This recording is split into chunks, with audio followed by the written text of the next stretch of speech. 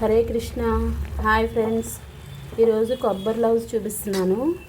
దానికోసము బెల్లం కరిగిన తర్వాత కొబ్బరి వేసుకొని బాగా ఉడకనివ్వాలి.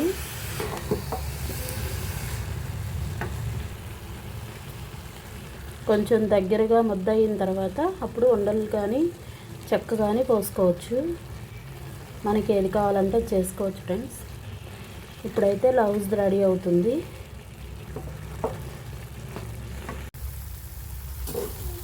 కొబ్బరి లౌజ్ ఇట్లా గిన్నెను వదిలేసింది, దగ్గరగా అయిపోయింది. ఇప్పుడు నెయ్యి రాసుకున్న ప్లేట్లో ఇట్లా చెక్క పోసుకుందాము. కొంచెం మిగిలిన కొన్ని ఉండలు చుట్టుకుందాం. ఓకే ఫ్రెండ్స్, ఇప్పుడు కొన్ని ముక్కలు పోసుకొని కొన్ని లడ్డూలు చేసుకున్నాను. వీటి కొలత ఏంటంటే నేను వజ్రాయింపుని వేసుకున్నాను. మీకు 10-12 చిప్పలకి 2.5